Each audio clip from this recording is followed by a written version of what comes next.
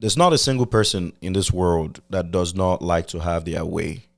Like from when we're born as children, mommy, I want to eat this, I want to drink that. Dad, can you please get me this? Can you please get me that?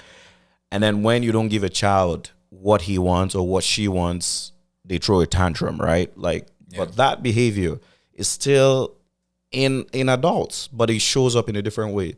So the point being that we like to have our way. We want what we want, and and that's the struggle. We struggle between having our way and submitting to God's way. But at the end of it, I never want to let God like just back up from my life and let me have my way. I never want God to just and that's I fear that like anything when God just backs off from your life and says, "You know what? You want that? Go get it."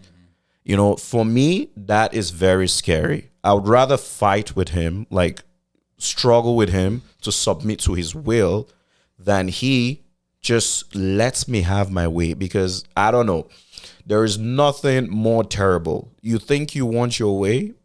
Well, when you get it, you will find out that that is the scariest. Why is it the scariest place to be? Because there's a certain level of protection when you are in God's will. There's a certain level of covering when you're doing what God wants you to do. It's like you are enrolled in his army. And when you're enrolled in his army, when you're fighting his battle, the Bible calls us co-laborers. So we're what? We're yoked with him, right? And co-laborers with Christ. Mm-hmm. So he watches over us. Now imagine when you take that yoke off. Yeah. Come unto me, my yoke is easy and my burden is light. But when you say, you know what? I don't want that burden. I want this burden. I don't want your yoke. I want that yoke. Yeah. That means there's a certain level of protection that just lifts off from you without even asking for it. Yeah. And the Bible talks about letting people to their reprobate mind. Yeah. And then in that place, there is so much deception because now the difference between God and good, God and evil becomes so blurred. You get into that place where you think, and this is also scary, you think you are doing things for God, but you are actually acting in rebellion against God. For example, Paul was going around killing Christians. He thought he was doing the right thing. Yeah. He thought he was defending the gospel. He thought he was defending his faith. He was a Pharisee. Mm-hmm. He was very zealous. Yeah. And what happens? On his way to Damascus to go persecute more Christians because he thought he was doing the right thing. Be careful when you think you're doing the right thing. Yeah. And people are telling you, no, don't do this. No, don't do that. And authority over your life, the pastors over your life, the leadership over your life is trying to correct you.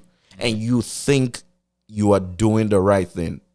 Be very careful. So he gets on a horse, tries to go to Damascus to go persecute more Christians. And a light shone from heaven and he got struck and the Spirit of God just blinds him. And what did the voice of God say? It is hard to kick against the goads. It is a terrible thing to kick against the goads. It means it is a very difficult position for you to be in when you are kicking against the will of God for your life. And the thing is, the sad part is not the kicking, because he didn't let Paul go. He arrested Paul and converted Paul. But the hardest part, the most painful part is when you kick, yeah, and he lets you go.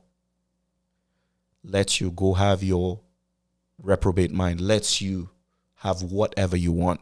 That is very terrible. And I say, God, sometimes I fight with you, but never let me go. Yeah. Don't let me out. Yes, your will is not easy. It's not the easiest thing. We know that. But please don't let me go. Yeah. Yeah. Yeah, I would say the issue with getting our own way is we see things two-dimensionally. God sees it three-dimensionally. I don't know if that's scientifically, but what I mean to say is even the good that we think we're doing outside of the will of God, the good that we would call, the good versus God that you're just talking about, we maybe we can see a step ahead. Maybe we can see 2 steps. Maybe there's some of us who can see 3 steps, but God sees 10, 20, 30 steps ahead. So what we view as God's will, the things that cause us to say, you know what, God, that can't be you, or you know what, God, I don't want to go through that, or I don't want to do that because that doesn't make sense to my carnal mind. God knows 10 steps ahead the effect it's going to have on his people and his kingdom. And we know God is loving. Yeah. We know God is perfect and his plan is perfect. So the understanding our nature and understanding where we are in the hierarchy between God and man, I think would really, it's really just, I'm really just repeating what you're saying. God knows all and we don't. So why would we want to go through, why would we want to set our own path? When God knows 10 steps, we only know 2. Why would we want to do that? Right.